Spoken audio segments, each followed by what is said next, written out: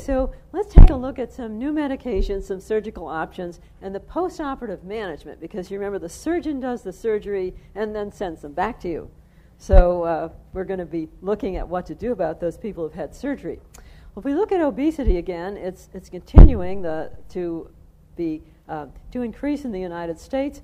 And look at those states there. I'm glad I live in Texas because we don't have 30% of our population at a BMI of greater than 30. We only have about 29%.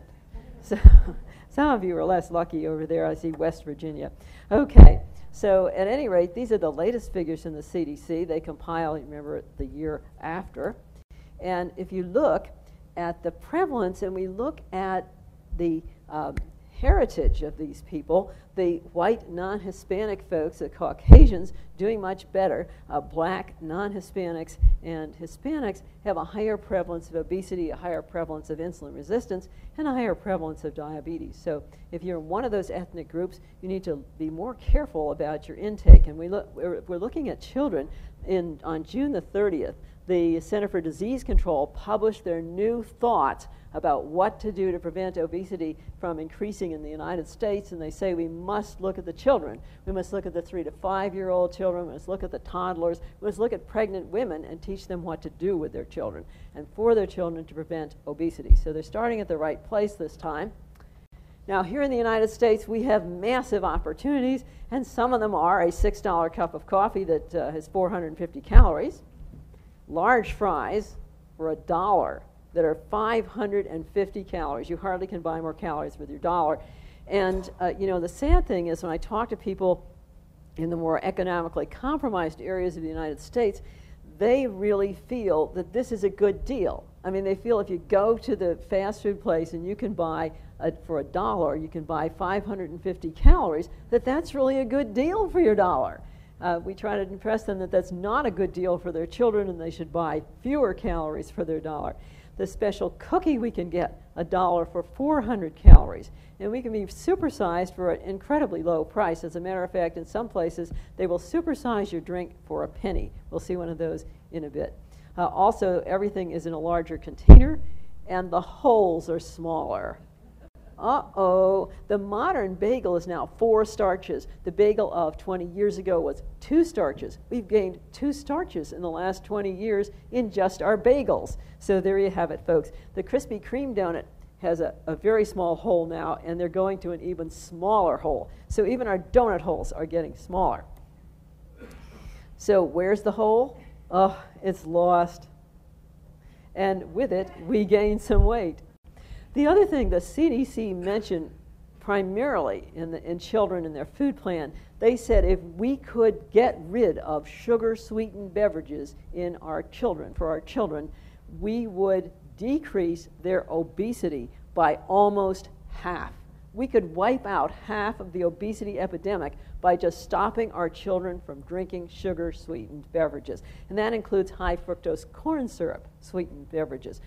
The consumption has doubled in sugar-sweetened beverages since 1970, between 1970 and 2006, and it's the primary source of added sugar in the United States. It is not the candy bar. It's not the M&Ms. It is the soda, because in the summer when children are thirsty, they can drink up to a liter of soda, which is 300 or 400 calories of absolutely unnecessary sugar. It's adding to weight gain, it's contributing to metabolic syndrome in 7-year-old children, and it's contributing to diabetes. We're seeing diabetes in 3- and 4-year-old children who drink sugar-sweetened beverages. So that was one of the big 3 on preventing obesity, was getting rid of the sugar-sweetened beverages in the diets of our children. And getting rid of the high fructose corn syrup. And as you know, if you've heard this lecture before, where's the 8-ounce cup?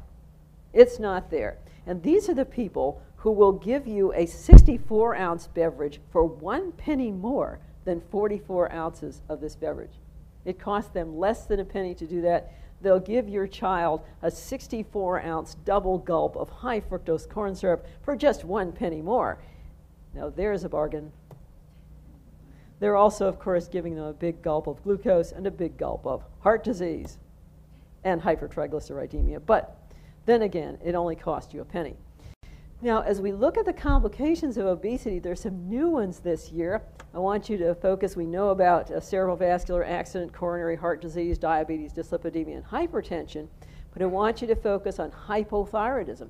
In the last 2 or 3 years, we've noticed that patients who are severely obese have a much higher incidence of hypothyroidism. It is not the hypothyroidism that has caused the obesity. The obesity is associated with the hypothyroidism, perhaps genetically predisposed, but look for it in those patients because you need to treat it. You need to normalize their TSHs or they don't do well in the weight reduction department. The other one down at the bottom of this slide, secondary hyperparathyroidism. Remember we talked about that really takes bone mineral density from your hip. So your hip bone mineral density is decreased by having excess parathyroid hormone on board most of the time, and we find that in patients who are obese. Vitamin D deficiency is more common in the obese patient, as we said today. So look at your patients, the ones who have BMIs of 30 and 40, and particularly over 40 to 50, very large percentage of those people have vitamin D deficiency and need to be repleted because they'll get osteomalacia and they're more likely to get fractures even though they're obese. And then all the other things that we know about. Remember, the non-alcoholic fatty liver disease is now found in numerous obese patients. In fact, when you walk in the door of my practice with elevated liver function tests, I know what you have. You have NASH. And it's a bit difficult to treat, but we know that we can help it with a food plan and an exercise program. But the pediatricians are telling me that now they are seeing NASH in about 50% of their obese children. Really, these diseases are starting earlier and earlier. So back to no sugar sweetened beverages and get the little guys out there exercising. That's 2 of the thoughts from the latest CDC paper. Okay, so what are we going to do to treat obesity? Well, not a whole lot different this year. We're going to use lifestyle modification in the vast majority of patients. We'll talk briefly about pharmacotherapy because there hardly is any anymore. And then we'll talk about surgeries. There's some new treatments, new surgical treatments. Now, how about food plans? There are some new things this year. We still know that the low-fat, high-fiber food plan and the complex carbohydrate monounsaturated food plan are the only ones that decrease macrovascular events and mortality. That hasn't changed in the last 20 years. It's the only 2 food plans that do the job for us. We know fiber is important, and that was the 3rd arm of the CDC thought for preventing obesity in children. They said we need less sugar, we need more exercise, and we need one heck of a lot of fiber in our childhood population. And so starting with your pregnant ladies, have them, when they come in to see you, make sure you talk to them about the good health of their children. They need breakfast cereal, they need fruit and vegetables, and the fiber decreases those triglycerides we saw from the big gulp. It also increases insulin sensitivity, decreases cholesterol, and helps control hunger in your patients who are following their food plan. So lots of fiber, that's the 3rd arm. And the dietary information for your patient this time, really nice setup from the CDC and the USDA. And you remember mypyramid.gov that we've talked about in years past? Well, you can put in your personalized data and it will give you your food plan. And this year they really have ramped this up. It's so great. I urge you to go and see this because they now have My Pyramid for kids. You can click on that and your children will be able to look at it. It tells you about eating properly, exercising, and playing and having fun. And they even have some games on this for children. So it's really neat. If your child is computer literate, and which kids aren't, then they can go there and look. And it tells them to put down the computer, to turn it off, and to go out and play at the end. So it's really neat.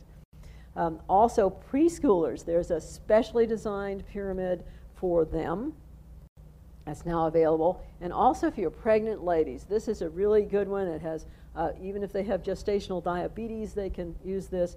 And they type in their demographics and the material comes up for them. So if you don't have a dietitian handy, these are really good websites for your patients.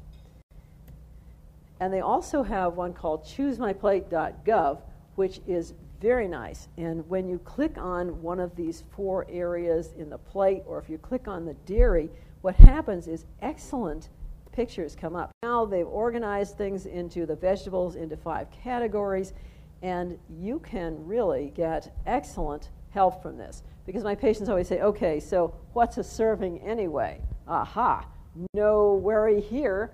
A serving of broccoli is half a cup, and it tells you exactly, you can count the broccoli spears. So this goes right down to measuring things in teaspoons, tablespoons, how wide this is, how much goes in the cup.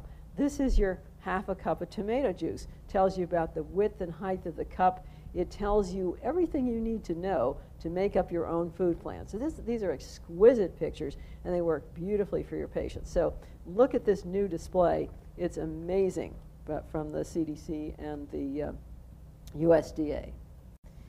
Now, even the Mediterranean pyramid people have shaped up, and you can go to mediterraneandiet.com, and they will give you this new pyramid, and it also is broken down. You can click on the various aspects of it, and your patient can find out how to use this. It has recipes. It even has coupons part of the time. So this is a very good website for your patients, and it tells you about some exercise, and they've changed it. If you see, they now have poultry and eggs at the second from the top category, and the top category is red meats and sweets, because they too have felt that sweetened beverages and sweetened desserts are a real problem, particularly in our childhood population. So they've changed their pyramid a little bit to putting the red meats and the sweets at the top, putting the cheese and yogurt, and then the poultry in. So again, excellent display here, and be sure you use that. Remember, this food plan has a higher fat content. So if your patients want a higher fat content, the Mediterranean diet will do it for them, but they use olive oil and canola oil and oleic acid. So these are friendlier to the arteries, they're friendlier to the endothelium or the lining of the artery, and they actually can increase the HDL in women. So women who want a higher fat food plan, the Mediterranean diet is a good thing for them. It also decreases the post-meal free fatty acids, which we think contribute to atherosclerosis. And you know about the HALE project. This is 832 women who were in the age group I usually see, women 70 to 90. These were not the young folk, and this was conducted in 11 European countries, and they used a Mediterranean diet in their treated group. And the dietary adherence, if the patient had dietary adherence to this Mediterranean diet, their relative risk of not only cardiovascular death, but also cancer of all types was markedly reduced with a relative risk of 0.77. So very significant reduction in death, CV events, and cancer just by following that food plan. If they added a modest amount of alcohol, relative risk about the same. Physical activity, if they added physical activity, it improved the relative risk, and if they didn't smoke or use all 4 of them, a very, very significant decrease in death, CV events, and cancer, a relative risk of 0.35%. These people are going to live forever. Okay, now what about animal versus vegetable in the low carbohydrate diet? I have a lot of patients who say, I follow the low carbohydrate diet of the week, and I'm doing very well, and I lost 30 pounds.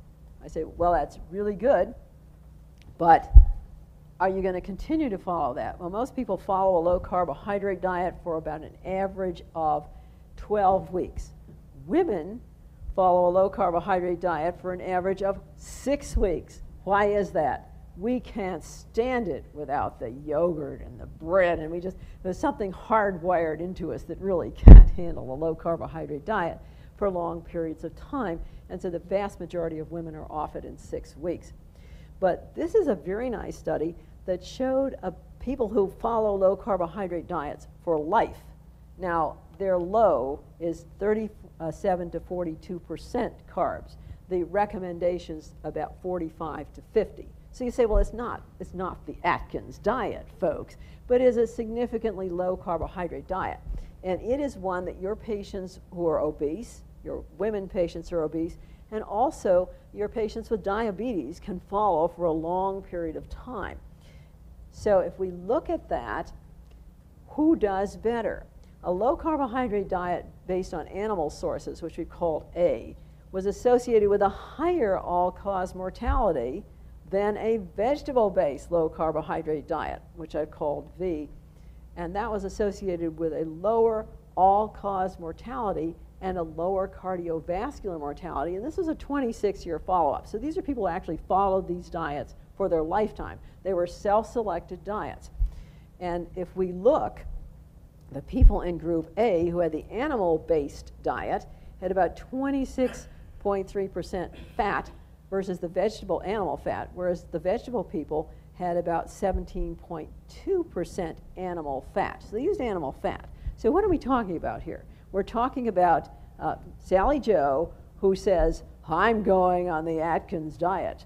That means I can have all the bacon I want. That means I can have all the hamburger I want. I can have all the alcohol I want converted to fats as you metabolize it. Yes, I can have all of those.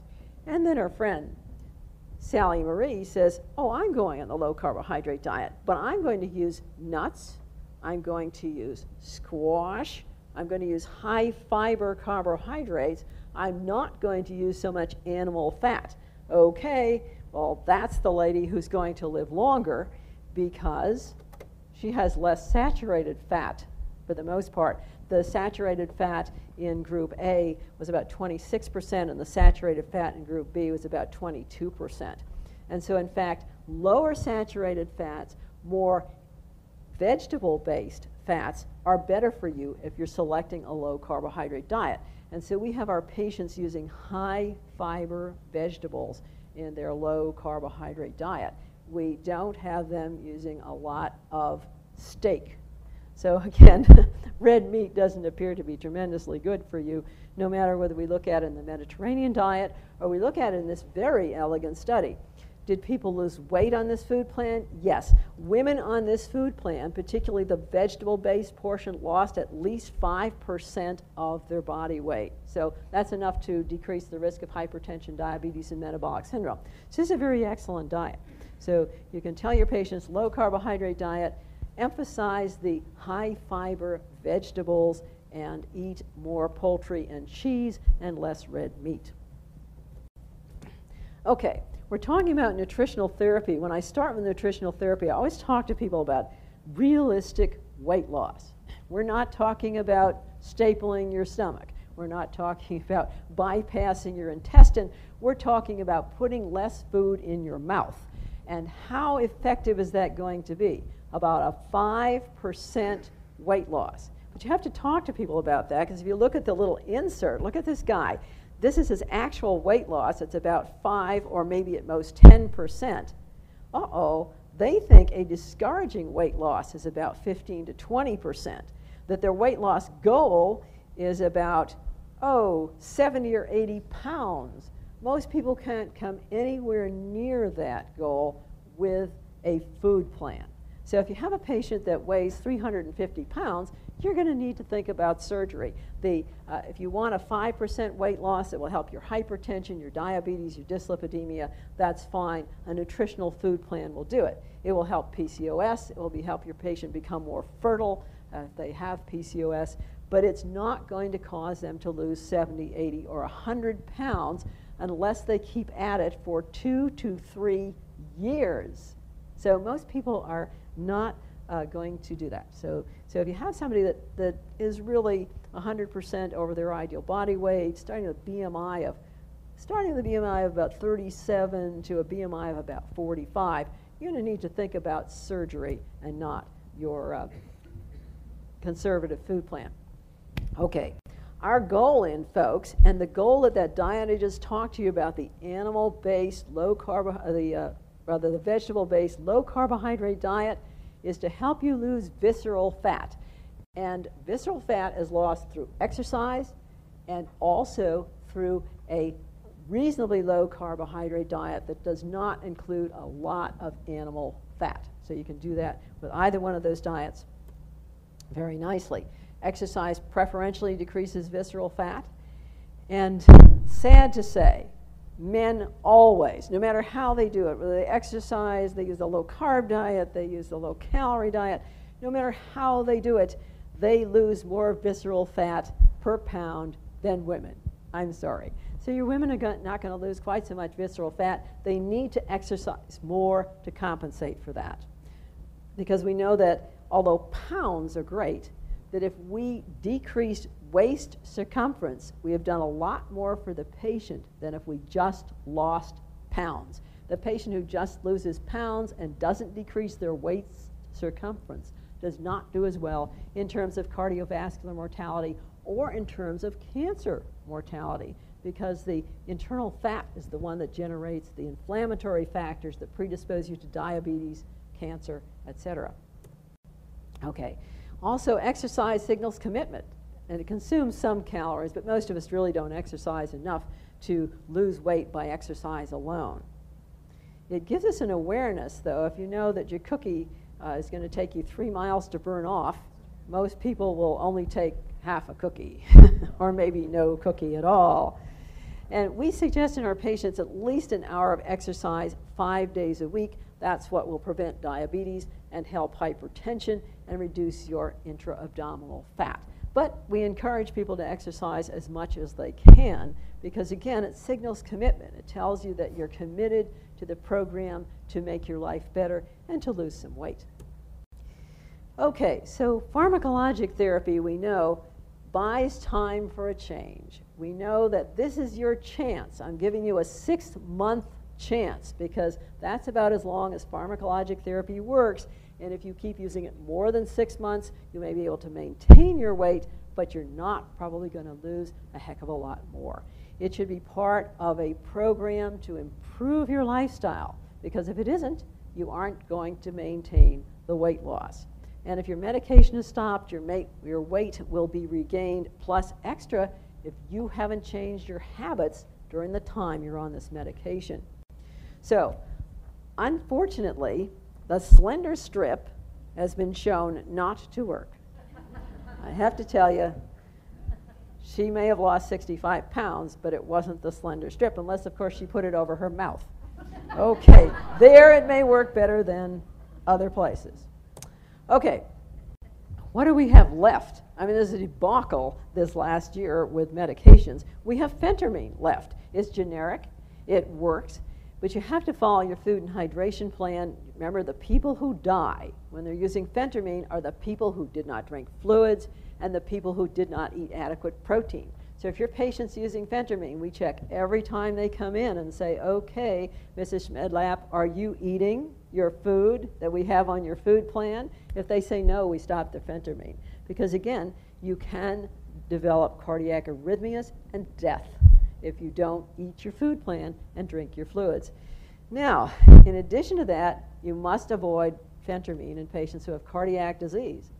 And it may cause irritability, headaches, and pulmonary hypertension. I had a lady the other day call me, and she said, okay, I've been on this phentermine like 2 weeks, and all of a sudden, my heart began to race and pound. I felt like I couldn't breathe, and I stopped it. I said, well, thank goodness. Okay, so did you go to, she said, I went to the emergency room, and they took my pulse, and it was 80, and my blood pressure was 110/70, but she said, I just couldn't stand it because I couldn't breathe. Oh, and they said I was okay, and I left. Well, so we talked to her about breathing into the paper bag.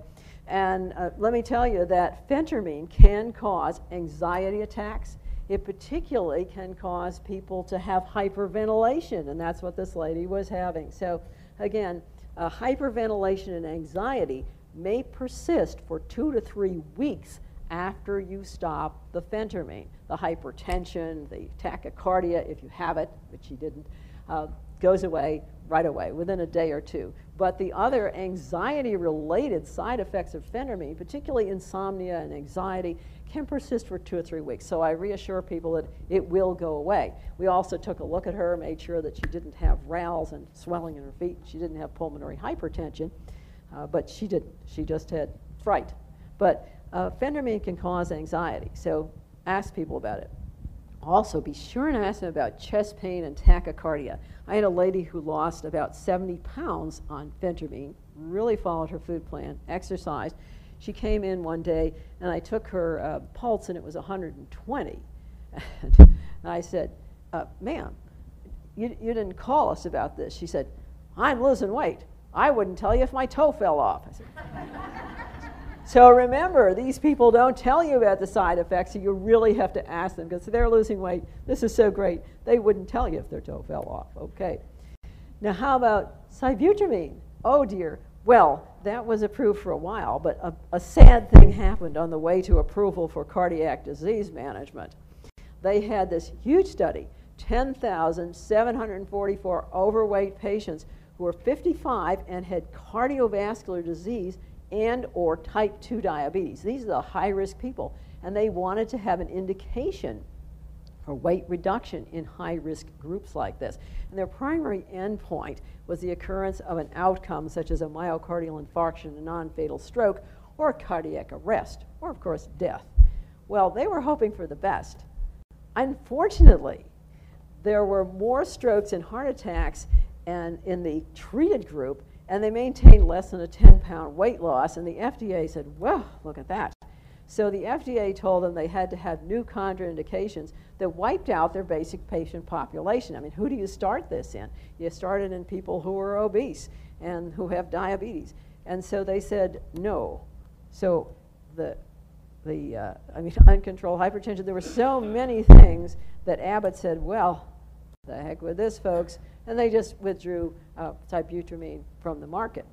But let me tell you that yesterday I was looking through the FDA website, and you need to talk to your patients, because this nutritional supplement called Slim Forte, slimming capsule, and Slim Forte double powder slimming capsule actually has sibutramine in it. It's an over-the-counter medicine that somebody has bootlegged and put sibutramine in. And so the FDA says that we ought to warn our patients that they should not use this because it could be very detrimental to their health.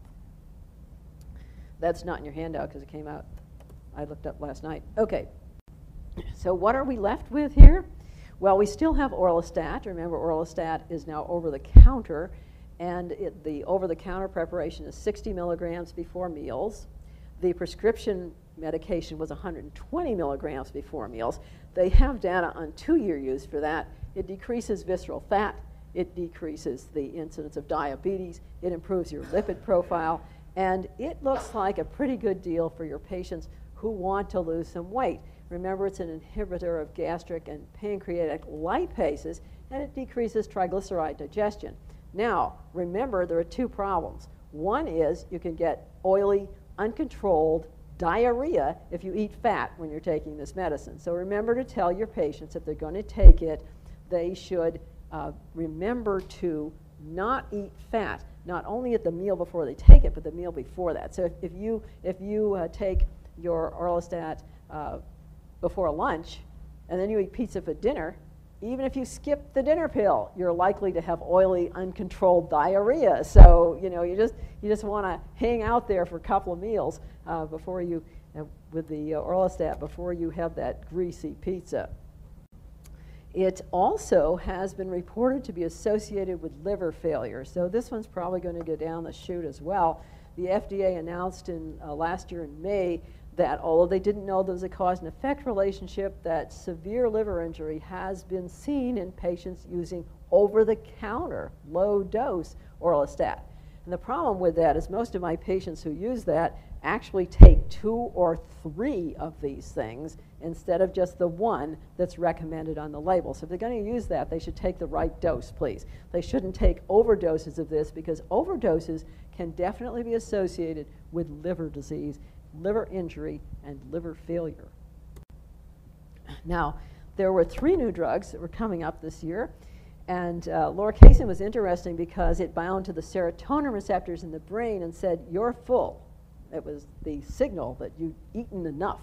And it worked very nicely, but unfortunately, patients began to out-eat it after a while, and they barely lost their 5% of body weight over the study, and the advisory panel said there were 2 there were too many problems, perhaps related to cardiovascular disease, and so they said no.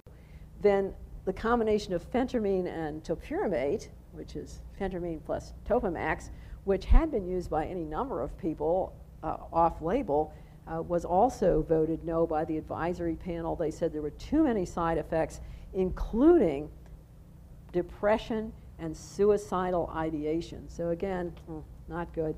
And finally, Contrav, which was supposed to come out as it's a combination of naltrexone and bupropion, which also have been used off-label, didn't really show a great weight loss, and there were a lot of problems with side effects. So the advisory panel said no for that one. So how about over-the-counters? Well, hydroxycut is supposed to now be off the market, but your patients can still get it, particularly in the border towns near Mexico. They can still get it on the internet. Tell them not to use it. It's associated with severe liver damage in a substantial number of patients who take it for over 6 weeks. So what are we left with? Well, sanitized tapeworms have worked in the past. As you notice, you can eat all you want, and fat is banished. You just, they come as a powder, and you just drink them down, and you laugh. But you can actually get preparations over the internet that contain Giardia. So have your patients look very carefully at what they're buying over the internet to lose weight, because probably sanitized tapeworms are next. Okay, so what are we going to have? Well, there's GI hormones that we know about, and many GI hormones actually promote satiety. And the ones that work best are CCK, PYY, GLP-1, and amylin. And we have known about these for years. And some of them are in clinical trials, and we'll talk a little bit about them because you may be getting them. But the PYY, blow it up your nose, didn't work. It was a small peptide, you inhaled it, and people ate just the way they did before. But interestingly, now your grandmother told you this, but these people got an NIH grant to show in this study that eating slowly raises 2 satiety hormones, the PYY and the GLP-1, and actually has people cutting down on the amount they're eating. And they looked at, one of the things they looked at was ice cream, 300 milliliters of ice cream. So that's a cup of ice cream. And if you ate it in 5 minutes, goodness, then you had a lot less elevation of PYY and GLP-1 than if you savored it for 30 minutes. And in fact, the 30-minute people didn't even eat all their ice cream because they were full. So again, tell your patients eating slowly really does work, okay? I don't know about the smaller plate that we always should tell people about, but eating slowly raises your hormones that help satiety. Gobbling down doesn't give you time to get those hormones up to their maximum peak. Okay, so what's GLP-1 anyway? GLP-1 is a hormone produced by the L cells in the intestine. They're in the terminal ileum, and that in turn does a lot of things, including slowing your stomach down so you feel full longer, and telling your brain that you're full. So it does 2 very important things for you, slowing your stomach down and reducing your food intake by telling your brain you're full. It also helps with diabetes, and so you will recognize it as the analog of exendin 4 or beta, exenatide. So that's the GLP-1 analog that we know and love. Is the first one out was exenatide or beta. And if we look, they now have 3.5-year data on exenatide to see, is it really working for people with diabetes? Is it really helping them lose weight? Well, it certainly helps their triglycerides, went down by about 44%. It helps their cholesterol, went down. Their HDL went up by 24%, which is excellent. Really hard to raise HDL. Oh dear, look at that weight loss. Oh my goodness. After 3.5 years, the average weight loss was 5.3 kilograms. Well, you know, looking on the bright side, I'm a glass half full person. If If you look on the bright side, those are people with type 2 diabetes. And then, you know, if you had them on insulin for 3.5 years, they probably would have gained 40 pounds. So the average person lost about 5.3 kilograms. So a modest weight loss. Remember, however, exenatide has also been shown to be linked to pancreatitis. So you have to remember when you're using it in your patients, pancreatitis is possible. You probably wouldn't want to pick it in somebody who had gallstones already or who had lots of abdominal pain of unknown etiology. And you can't use it if the creatinine clearance is less than 30. And use caution if the patient has stage 3 renal disease and their creatinine clearance is less than 50. So again, it's a thought. But I think we have to remember when we use any of these things that potentiate satiety, that humans don't eat because they're hungry. They eat because it's there. They eat because it's noontime. They eat because they're happy. They eat because they lost their guppy. I mean, they eat because of the things that happen to them in their life that potentiate emotions, not necessarily because they need to eat. So they're unlike animals. A lot of these studies are done in animals where animals eat because they're hungry. Unless you teach them to eat for other reasons, they only eat because they're hungry. Children eat because they're hungry in the beginning. Unfortunately, most of us are overfeeding them in the beginning. But by the time they are 3 years old, they have other reasons for eating. They've studied that children at about age 2 to 3 begin to develop other reasons for eating. So again, even little humans don't stop because they're full. Full doesn't count. Okay, the other GLP-1 analog is liraglutide, and that gave minimum weight loss, although some of my patients who are on this do pretty well with weight loss if they follow their food plan, but the average experimental weight loss was only about 2 kilograms in 26 weeks. And how many of you are using liraglutide? Anybody out there? Okay, if you are, you have to remember that the FDA just said in May that we have to caution people about pancreatitis, and we have to caution people about medullary carcinoma of the thyroid. That's a rare cancer of the thyroid.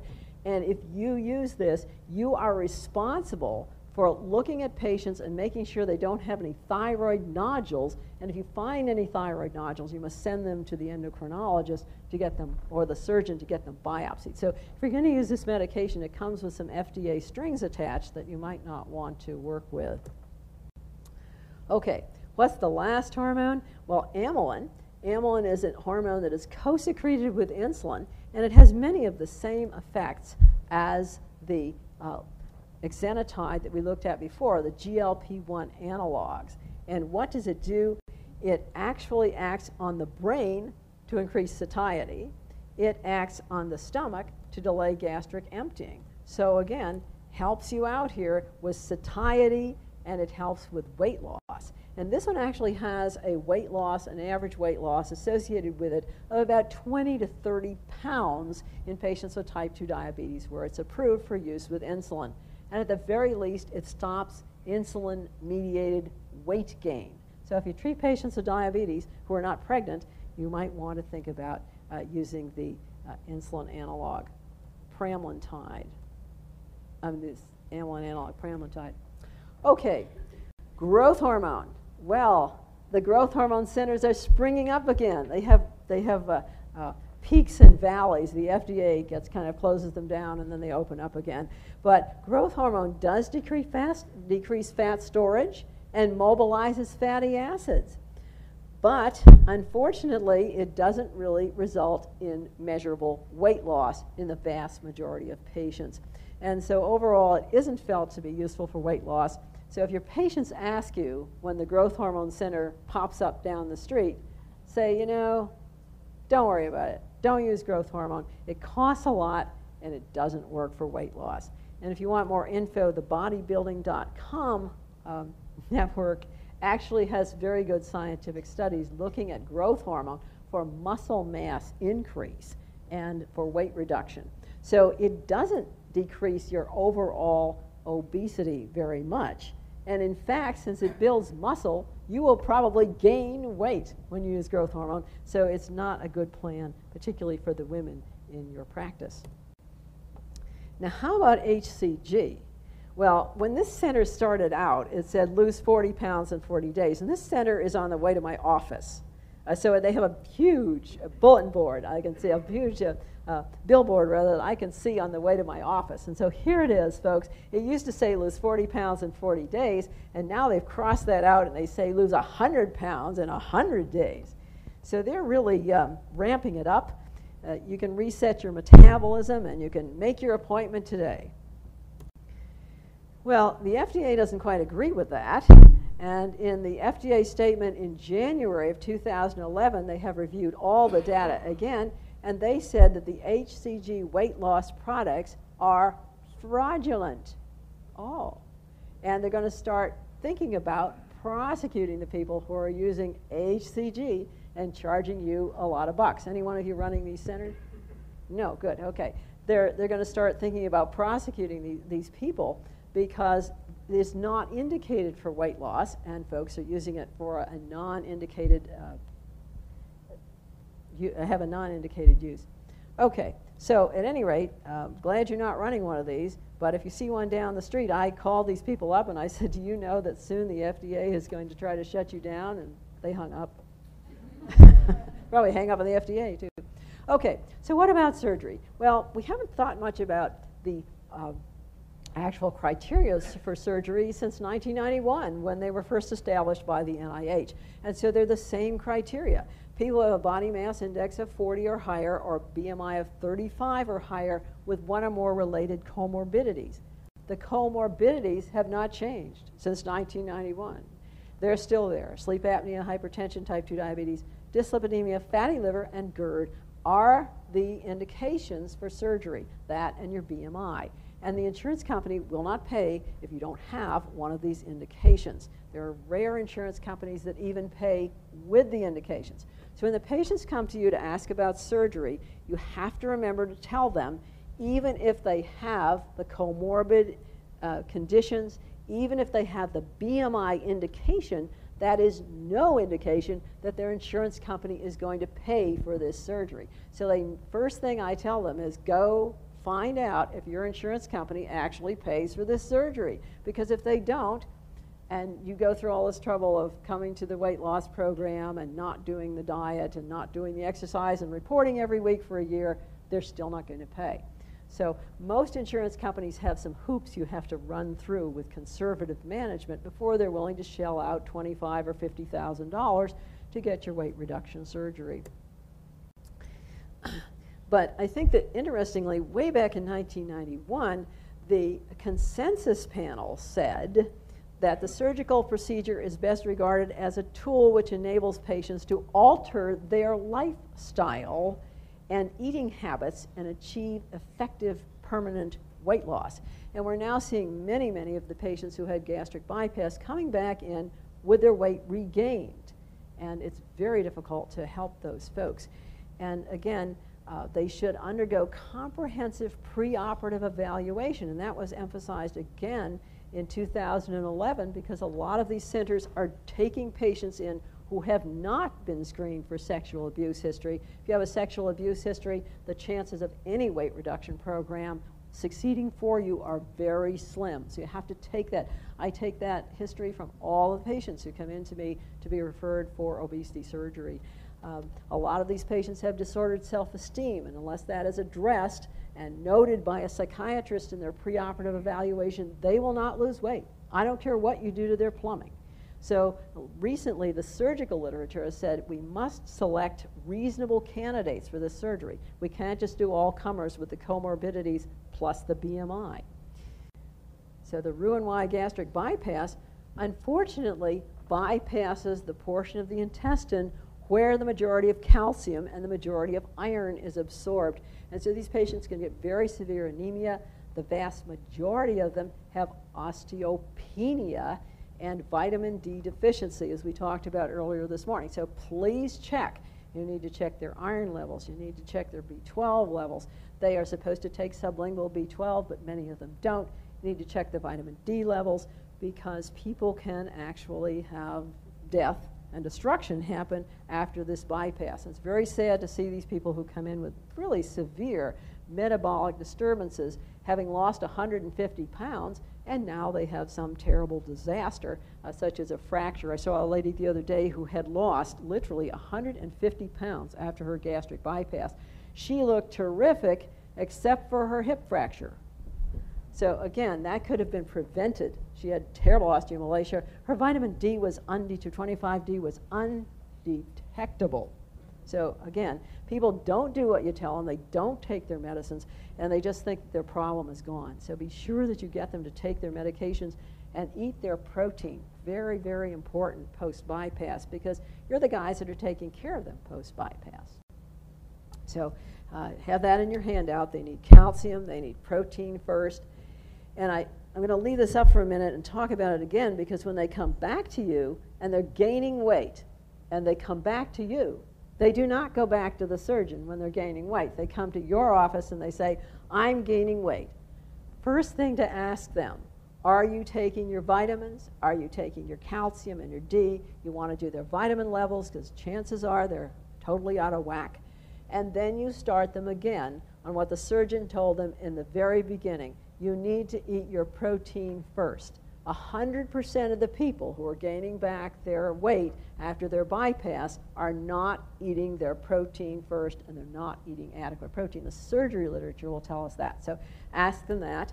They can eat fat and carbohydrate as they can after the meal with the protein has been taken in. So you want your protein meal first. The fat and carbohydrate are sort of dessert. Okay? I told you about my patient last year who eats for her main meal of the day. She has one colossal shrimp. She likes shrimp. And her usual carbohydrate is 6 of those little goldfish things that you buy in the supermarket. So that's it for the main meal, folks. You know, so you don't need much food, but you do need to eat those 3 meals a day, and you need to get your protein first. If you're going to preserve your muscle mass, the patient needs to exercise, and that's the thing they stop doing first. You have to remind them exercise is important, even if you've had a bypass. Now, we see a number of pregnant patients who've had bypasses, and pregnancy is perfectly fine. They do very well, providing they follow their nutrition plan. Again, they're eating their protein first. One of the big problems we see with post-bypass patients is hypoglycemia. Remember, you're dumping, with the bypass, you are dumping a lot of carbohydrate, if you're eating carbohydrate, onto those L cells, and they make a lot of GLP-1, and that makes the pancreas hypertrophy its beta cells. And so these patients can become very hypoglycemic. They can have seizures. So how do we avoid that? They eat their protein first. They don't eat very much carbohydrate, so they're not dumping it on the hindgut, and they don't get so much hypoglycemia. But if you have somebody with reactive hypoglycemia, it's a very low carbohydrate diet. Protein first, only complex carbohydrates. They never see a cup of milk. They never see a glass of juice. And some of them need pancreatic surgery.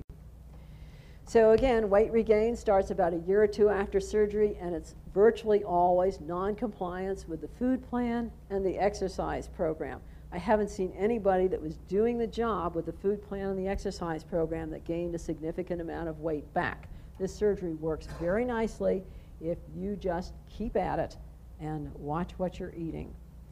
After surgery is a great increase in that PYY hormone that we said was really good, but the effect is diminished as time goes by, and people begin to have an appetite again, and they begin to eat.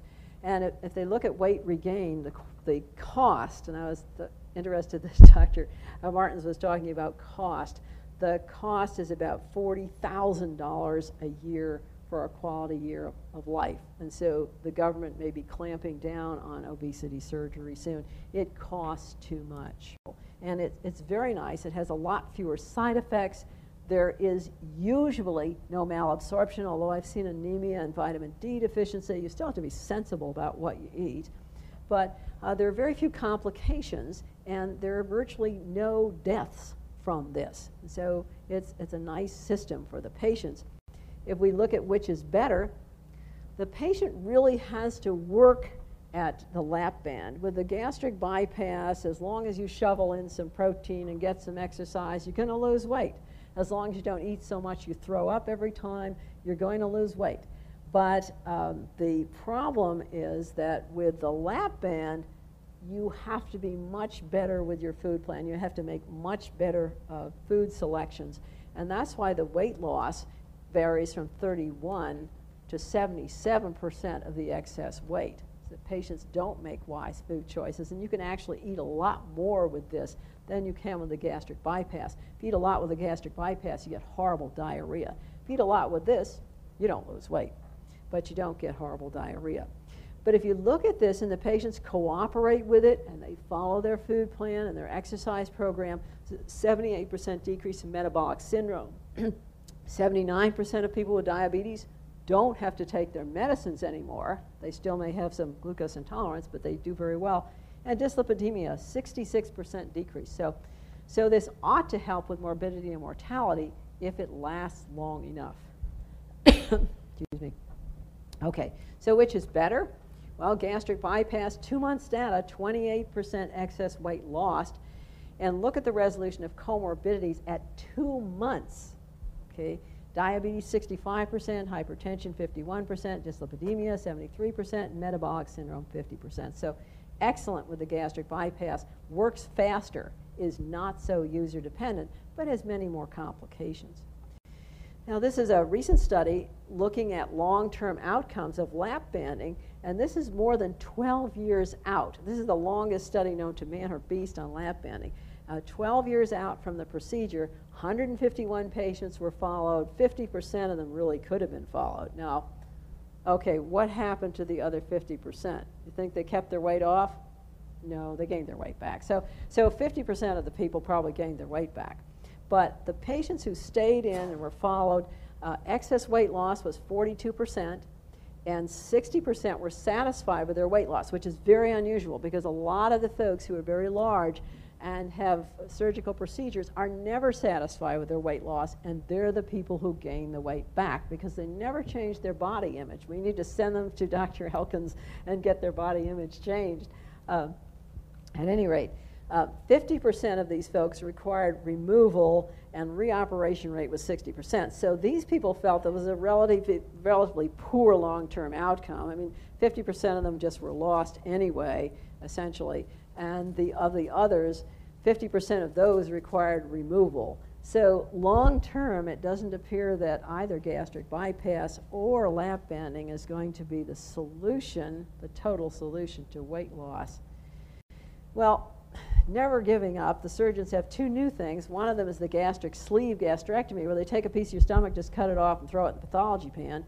And it looks like that is working fairly well, about as well as the gastric bypass in terms of early excess weight loss. But they don't have the malabsorption because they still have all their stomach left and things aren't rerouted.